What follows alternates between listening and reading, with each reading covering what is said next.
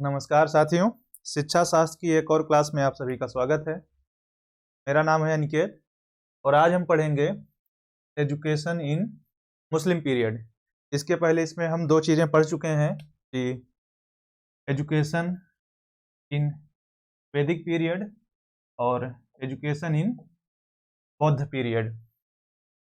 तो पहला कंप्लीट हो चुका है, दूसरा कंप्लीट हो चुका है और आज तीसरे की बारी है कि एजुकेशन इन मुस्लिम पीरियड में कि मुस्लिम शासन के दौरान जब थे यहाँ पे तो किस तरीके से शिक्षा प्रणाली थी, किस तरीके से वो काम करते थे, इस चीज का हम यहाँ पे थोड़ा डिटेल में जानकारी लेंगे। अगर कुछ पॉइंट्स की बात करें तो चूंकि सबको पता है कि जो मुस्लिम थे वो बाहर से आए थे, वो भारत के मूल निवासी नहीं थे यानी बाहरी थे। तो उनका जो फोकस था, जो उनका मेन लक्ष्य था कि ये इस्लाम धर्म का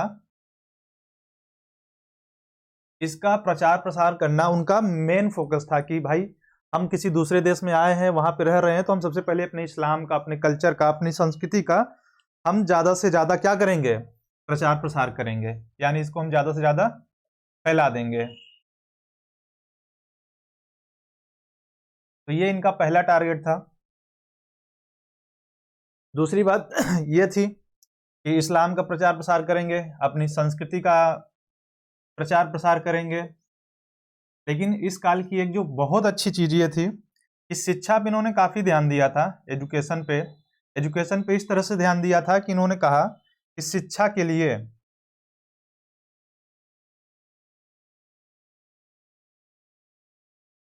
चीन भी जाना पड़े तो जाओ।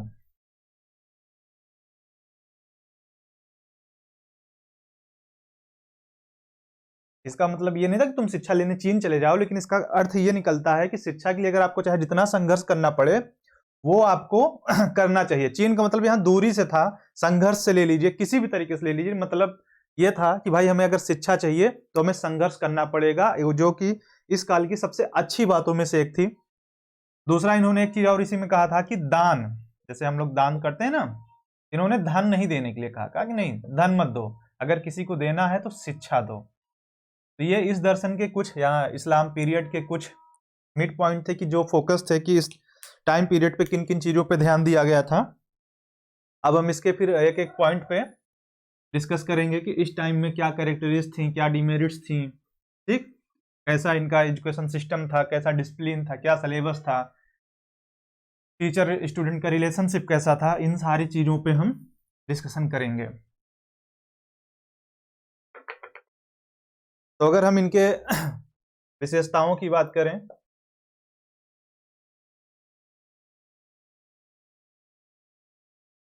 तो इनकी जो पहली विशेषता यही आ जाती है कि भाई हम बाहरी थे, हम आए हैं किसी देश में, तो हम इस्लाम, जो इनका कल्चर था, जो इनकी संस्कृति थी, इसको हम फैलाएंगे ज्यादा से ज्यादा, कितना ज्यादा हम फैला सकते हैं, ये इनका पहला फोकस था कि मतलब भाई मेरा जो धर्म है मैं उसको अच्छे से फैलाऊंगा। दूसरी चीज इनकी आ जाती है कल्चर, भाई हमारा धर्म फैल रहा है तो फिर हमारी संस्कृति भी फैलनी चाहिए। यानी इन दोनों को इन शुरुआती समय में बहुत ज्यादा फोकस किया गया कि भाई मुझे इसको जम के फैलाना है, क्या, इस्लाम और अपने कल्चर को, यानी अपनी धर्म और संस्कृति को हम ज्यादा से ज्यादा फैलाएंगे। ये इनके मेन टारगेट्स थे इनकी क्वालिटी में से। दूसरी थी कि मुस्लिम जनता, जो इनके यहाँ मुस्लिम जनता थी, हम पहले उनको शिक्षित करेंगे। जो हम शिक्षित करेंगे, किसी को शिक्षा देंगे, तो हमारा जो पहला टारगेट होगा वो मुस्लिम जनता होगी, यानी जो इनकी पॉपुलेशन थी, जो इनके लोग थे, पहले उस पर फोकस करेंगे। मतलब अगर इसको हम साधारण भाषा में कहें तो इसका अर्थ ये निकलता है कि भाई मेरा पेट भरा होना चाहिए, पहले मैं आया हूं, मेरा पेट भरा होगा तभी मैं तुमको खिलाऊंगा, अगर मेरा ही पेट नहीं भरा तो मैं दूसरे को थोड़ी खिलाऊंगा। तो पहला पॉइंट ये था इसमें कि भाई पहले हम अपने लोगों को शिक्षित करेंगे,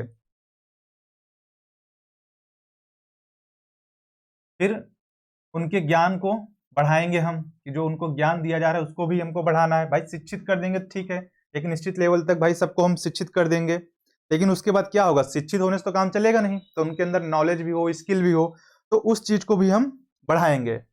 फिर इन्होंने अगला पॉइंट बताया, क्योंकि उस टाइम पे राजा महाराजाओं का काल था, राजा महाराजाओं का शासन होता था, तो जो इनके राजा हुआ करते थे उस चीज को इनको क्या करना था, मजबूती प्रदान करना था, कि जो इनका साम्राज्य है, सीधे शब्दों में कहें कि अपने साम्राज्य को हम मजबूत करेंगे। जैसे अगर आप साधारण भाषा में कहूँ, घर बनवाते हैं ना, तो जितना धन आपके पास होता है अच्छे से लगा देते हैं कि भाई मेरा घर जो बने वो बहुत अच्छा बने, कि भविष्य में उसको कोई तोड़ ना पाए, भूकंप आ जाए। ज्यादातर लोग देखो भूकंप रोधी घर बनवाते हैं, भाई कल को अचानक भूकंप अगर आ गया तो एटलीस्ट मेरा मकान मजबूत रहेगा, तो उसके झटकों को सह लेगा ना, वो बिगड़ेगा नहीं। फिर इसमें एक अगली चीज है बिस्मिल्लाह रस्म।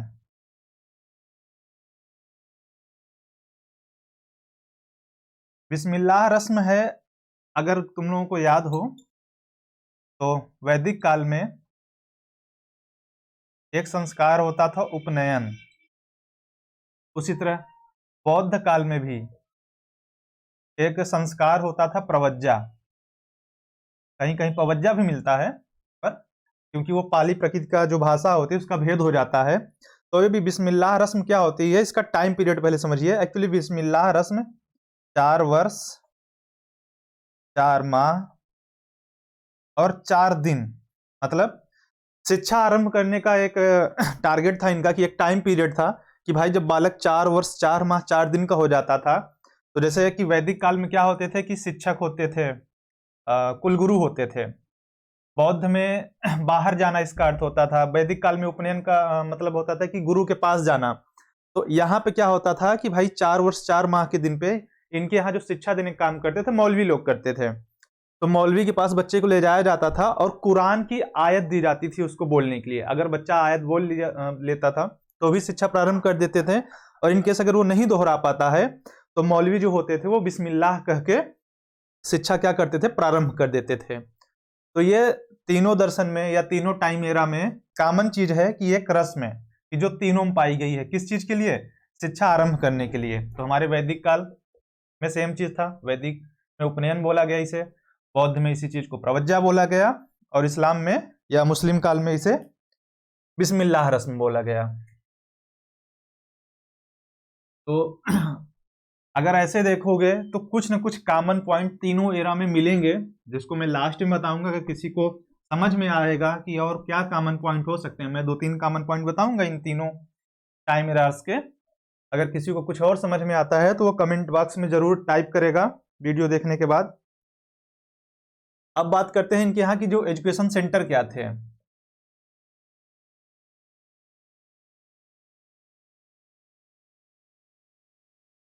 इनके यहाँ जो शिक्षा संस्थाएं थी, 2 संस्थाएं चलती थी। एक था मकतब, दूसरा मदरसा। तो मकतब जो था वो प्रारंभिक शिक्षा का केंद्र था। अगर साधारण भाषा में कहें तो हमारी प्राथमिक शिक्षा, हमारी जो प्राइमरी एजुकेशन स्टार्ट होती थी वो मकतब से होती थी, और जो हमारी हायर एजुकेशन यानी उच्च शिक्षा स्टार्ट होती थी वो मदरसों से स्टार्ट होती थी। मतलब शिक्षा के 2 सेंटर हुआ करते थे, एक हो गया मकतब जिसमें हमारी प्राइमरी एजुकेशन होती है, दूसरा हो गया मदरसा जिसमें हमारी हायर एजुकेशन दी जाती थी। अब अगर इन्हीं में इनके द्वारा सिलेबस की बात कर लें कि भाई क्या पढ़ाया जाता था, इनका कैरिकुलम क्या था, तो दोनों में थोड़ा थोड़ा अंतर था। कि भाई जब मकतब में होता था तो शुरुआती में सामान्य विषय, सामान्य ज्ञान, ठीक है, व्याकरण और भाषा आदि को पढ़ाया जाता था। और जब उच्च शिक्षा में आते हैं यानी मदरसा में, तो यहाँ पे जो शिक्षा थे इसके 2 हिस्से हो जाते थे। एक हो जाता है लौकिक और एक हो जाता है धार्मिक शिक्षा। लौकिक का समझ लो कि एक भौतिक जगत यानी व्यवहारिक जगत में जो हम जीवन यापन करते हैं उस सभी विषय को यहाँ पे रख दो, जैसे कि गणित, ज्योतिष,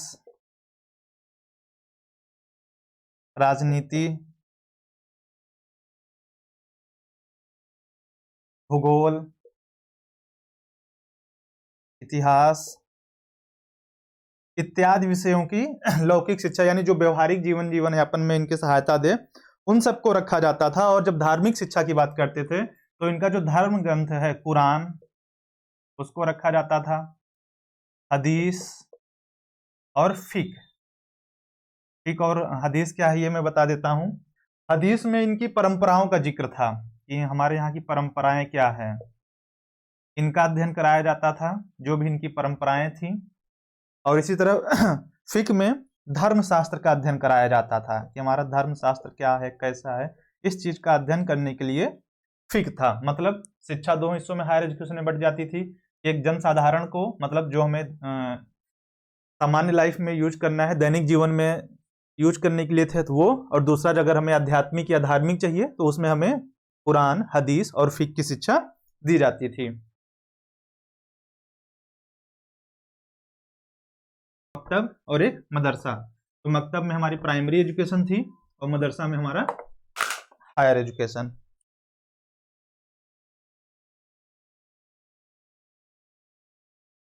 अब बात कर लेते हैं टीचिंग मेथड की कि भाई कैरिकुलम हो गया तो कोई ना कोई टीचिंग मेथड भी होगा।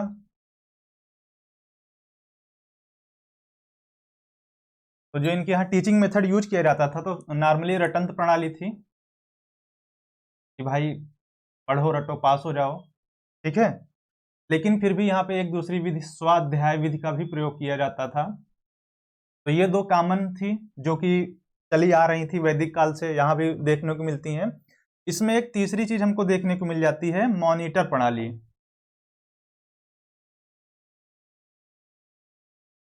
इस चीज से आप सभी परिचित होंगे क्योंकि कक्षा में कभी ना कभी आप लोग मॉनिटर बने होंगे। पर मॉनिटर बन के आप बच्चों को बस ज्यादातर डांटते या कहते नहीं मैं मॉनिटर हूँ, मेरे हिसाब से काम करो।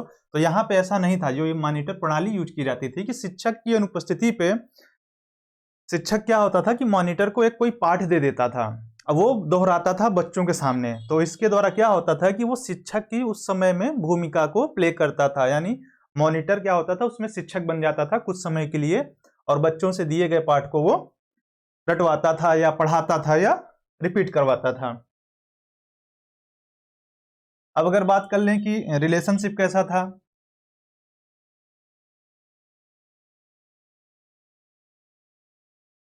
किसके बीच में, टीचर और स्टूडेंट के बीच में रिलेशनशिप कैसा था। तो अगर टीचर और स्टूडेंट के बीच की रिलेशनशिप की बात करें वो बैलेंस था, मतलब काफी अच्छा रिलेशनशिप था टीचर और, जैसे कि वैदिक काल में भी था हमारे और बौद्ध काल में भी था कि पिता पुत्र जैसा रिश्ता देखने को मिलता था कि भाई तुम मेरे बच्चे हो, अच्छे से रहो, हम सारी चीजें करेंगे, तुम्हें अध्यापन भी करवाएंगे और पास भी करवाएंगे अच्छे से। उसी तरह यहाँ भी था। क्यों? क्योंकि जो शिक्षक हुआ करते थे वो व्यक्तिगत संपर्क में रहते थे छात्रों के, और जब छात्रों के व्यक्तिगत संपर्क में रहते थे तो उनके रिलेशनशिप अच्छे हो जाते थे। अब अगर इनके यहाँ अनुशासन की बात करें यानी डिसिप्लिन की बात करें तो इस काल का ये यहाँ पे कठोर अनुशासन देखने को मिलता है। जो अनुशासन था वो काफी कठोर था कि इवन वैदिक काल और बौद्ध काल में भी कठोर अनुशासन देखने को मिलता है, पर यहाँ पे वो और ज्यादा कठोर था। कठोर इतना था कि यहाँ पे बालकों को या बच्चों को शारीरिक दंड दे दिया जाता था कि भाई पीटो। जैसे तुम लोग अगर गुस्सा आ जाता हो तो तुमसे जो छोटा होगा, तुम्हारा छोटा भाई बहन, तुम कूट देते हो, भाई गुस्सा आ गया हम पीट दिए। तो वैसे वहां पे भी था कि अगर गलती होती थी तो कठोर शारीरिक दंड का प्रावधान था कि नहीं जाओगे कैसे, हम मारेंगे तुमको। फिर यहाँ पे नारी शिक्षा यानी वुमन एजुकेशन भी था। जो चीज वैदिक काल में थोड़ा कम हो गया था, बौद्ध काल में थोड़ा सुधरा था, वो चीज यहाँ भी देखने को मिलता था कि यहाँ पे नारी शिक्षा के स्तर को उठाया गया था। और दूसरी चीज, एक चीज थी कि जो बौद्ध काल में हमको व्यवसायिक शिक्षा देखने को मिली थी कि भाई व्यवसायिक शिक्षा होनी चाहिए क्योंकि शिक्षा के द्वारा सभी का जीवन यापन संभव तो है नहीं। तो यहाँ पे क्या हुआ, व्यवसायिक शिक्षा का कॉन्सेप्ट था।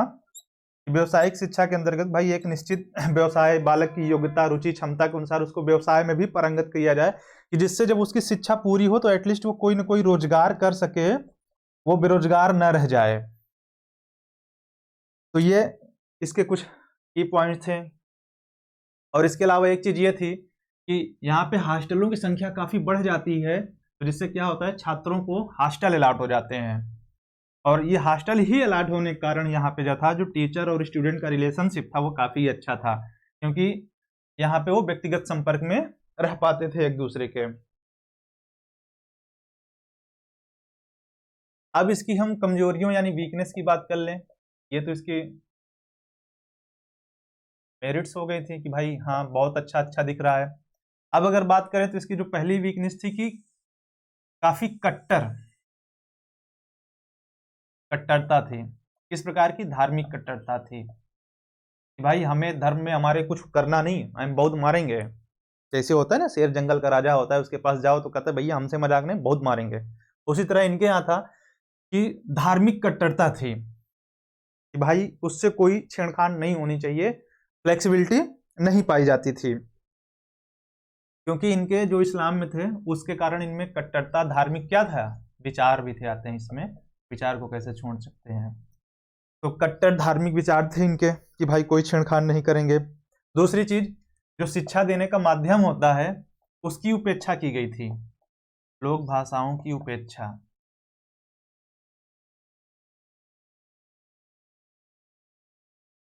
लोक भाषाओं की उपेक्षा की गई। लोक भाषाओं की उपेक्षा का परिणाम ये निकलता है, अगर किसी ने नेशनल एजुकेशन पॉलिसी पढ़ी हो थोड़ा बहुत, नेप 2020 इन शार्ट, तो नेशनल एजुकेशन पॉलिसी में भी साफ साफ कहा गया है कि बालक को उसकी ही लोकल लैंग्वेज या मातृभाषा में शिक्षा दिया जाए। क्यों? क्योंकि जब बालक की ही भाषा में कम्युनिकेट किया जाएगा तो चीजों को जल्दी समझेगा और तेजी से सीखेगा। तो यहाँ पे क्या था कि लोक भाषाओं की उपेक्षा की गई थी, तो सीखने में क्या होती थी, कठिनाई हो जाती थी, बालक तेजी से सीख नहीं सकते थे। नो डाउट यहाँ पे स्त्री शिक्षा का कॉन्सेप्ट था, ठीक है, लेकिन फिर भी स्त्री शिक्षा उपेक्षित थी। यहाँ डाउन एरो का मतलब है कि कम थी। क्यों थी? क्योंकि इस काल में पर्दा प्रथा का प्रचलन था। पर्दा प्रथा का प्रचलन होने के कारण क्या था कि ज्यादातर स्त्रियां घर से बाहर नहीं निकल पाती थी, और जब स्त्रियां अपने घर से ही बाहर नहीं निकल पा रही हैं, तो अभी जो इनके मैंने 2 स्टडी सेंटर बताए थे, मकतब और मदरसा, तो वहां शिक्षा लेने कहाँ जा पाएंगी। वही बात थी कि बस धनी और जो आर्थिक रूप से मजबूत थे बस उन्हीं के पास, क्योंकि भाई वो अपना प्राइवेट ट्यूटर रख लेते थे, जैसे कि आजकल हम लोग भी थे एक दौर में कि ट्यूशन पढ़ा के अपना खर्च चलाते थे। तो क्या होता था कि भाई प्राइवेट ट्यूटर रख के एजुकेशन दे देते थे। फिर इसकी एक कमी ये थी कि जो शिक्षा का था भौतिक पक्ष,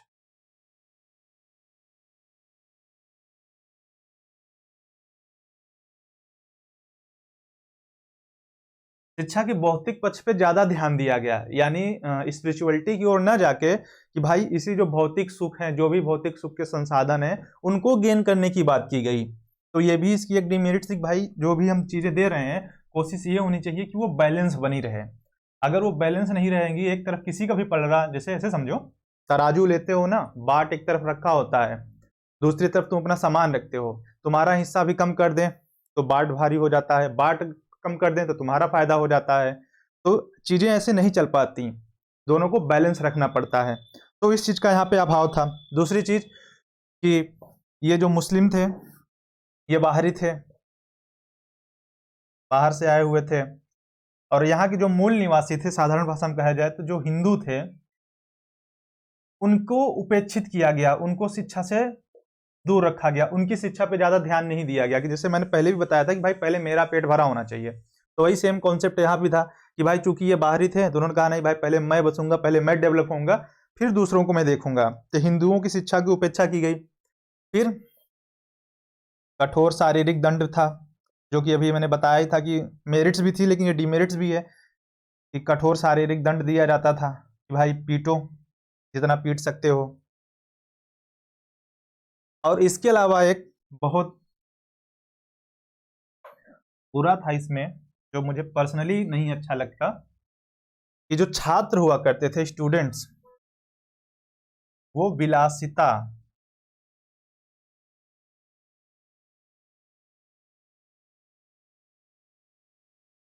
विलासिता पूर्ण जीवन यापन करते थे। मतलब उनके पास भौतिक सुख संसाधन की सारी सुविधाएं हुआ करती थी।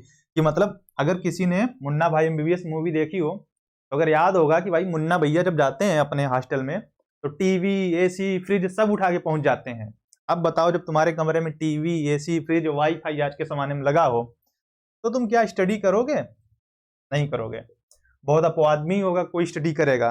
तो वहां पे जो था कि भौतिक सुख साधन की सारी सामग्रियां होती थी हॉस्टलों में खासकर, तो उसमें क्या होता था कि बच्चे फुल एंजॉय करते थे कि हाँ पढ़ाई तो कर ही लेंगे, इसलिए यहाँ पे पढ़ाई थोड़ा कम होती थी। तीसरी चीज इसी में एक और थी कि शिक्षा में इनका जो था वो ब्रॉड नहीं थी, यानी व्यापकता नहीं थी। व्यापकता क्यों नहीं थी? क्योंकि ज्यादातर इन्होंने भौतिक सुख साधन सामग्रियों या वैसी ही शिक्षा को रखा था, तो उन्होंने ज्यादा सोचा नहीं इसके बारे में। और लास्ट में थी कि इसमें स्थिरता भी नहीं थी, स्टेबल भी नहीं थी इनकी चीजें, स्थिरता का भी अभाव था, क्योंकि ये बाहरी आए थे, अपने देश से दूसरे देश में आए थे, तो जाहिर सी बात है पहले अपने आप को खड़ा करने में इनको समय लगना था, अपने आप को बनाने में इनको समय लगना था। इस कारण इनके यहाँ स्टेबिलिटी का अभाव था कि नहीं भाई चीजें हम उतने अच्छे तरीके से नहीं दे पाएंगे।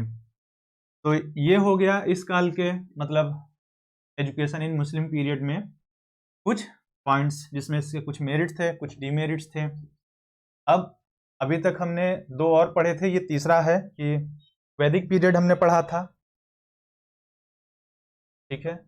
वैदिक के बाद हमने बुद्धा पढ़ा, और आज हमने पढ़ा मुस्लिम।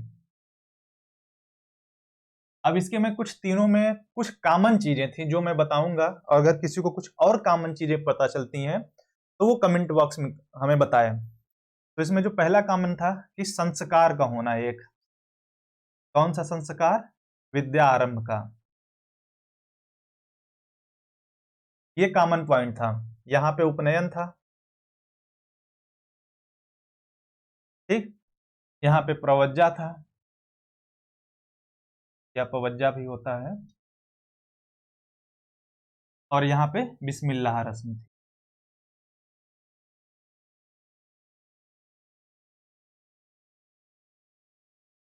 ठीक, तो ये एक पहला कॉमन पॉइंट हो गया। दूसरा कॉमन पॉइंट हमारे शिक्षक थे। शिक्षक कैसे थे कि ये अप एरो का मतलब है कि उनकी स्थिति काफी अच्छी थी। तो जो शिक्षक थे उनका समाज में और विद्यालय में जहां भी था स्थान बहुत अच्छा प्राप्त था, यानी शिक्षक मेन होता था, जो सेंटर ऑफ अट्रैक्शन होता था, यहाँ पे शिक्षक हुआ करता था, और जो स्टूडेंट होते थे वो प्राइमरी ना होके सेकेंडरी हुआ करते थे, यानी शिक्षक यहाँ पे प्राइमरी रोल में हुआ करता था, स्टूडेंट यहाँ पे सेकेंडरी रोल में हुआ करते थे। तो ये दोनों में एक कॉमन हो गया।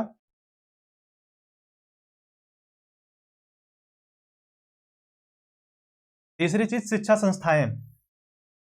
वैदिक काल में हमारे पास गुरुकुल हुआ करता था, हमें गुरुकुल में शिक्षा दी जाती थी। बौद्ध काल में हमारे पास मठों और विहारों में शिक्षा दी जाती थी, और यहाँ पे हमारे पास 2 थे, मकतब और मदरसा। तो ये कुछ कॉमन पॉइंट तीनों फिलोसफीज की मैंने बताई, या तीनों टाइम एरा के बताएं कि बौद्ध काल में क्या कॉमन था, मुस्लिम काल में क्या कॉमन था, वैदिक पीरियड में क्या कॉमन था, ठीक है। अब आप लोगों को किसी को इसमें कुछ पता चलता है कि कुछ और पॉइंट्स कॉमन हो सकते हैं, तो वो कमेंट बॉक्स में हमें बताएं। और 3 एरा हम लोगों ने कवर कर लिया, जिसमें से वैदिक, बुद्धा और मुस्लिम। अब हमारी नेक्स्ट क्लास में हम चौथा एरा यानी ब्रिटिश